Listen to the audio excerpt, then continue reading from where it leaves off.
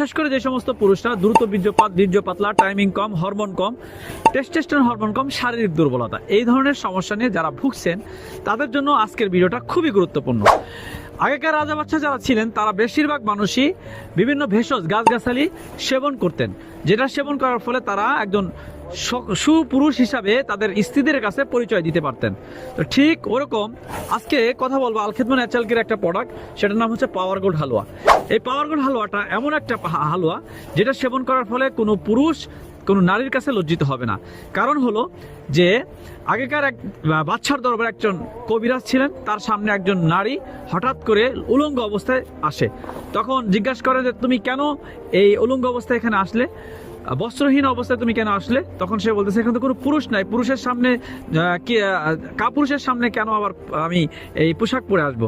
তখন সে ওই মিস্টার কোকামিয়া উনি জিজ্ঞাসা করলেন যে বাচ্চা আপনি এই বান্দিটাকে আমাকে দিয়ে দেন, প্রয়োজনে আমি দেখবো এখানে পুরুষ আছে কি নাই। পরবর্তীতে সেই বাচ্চা তাকে দিয়ে দেওয়া হয়। পরবর্তীতে পরের দিন সেই নারী আবার কাপড় পরে এসে তখন জিজ্ঞাসা করা হয় যে আপনি কেন আজকে কাপড় পরে আসছেন? তখন বলতেছে না এই দরবারে একজন পুরুষ আছে। তখন বাদশা মিয়া বলে তুমি কি এমন কি খাও যেটা খাইলে পুরুষ বলতে বাধ্য থাকিবে?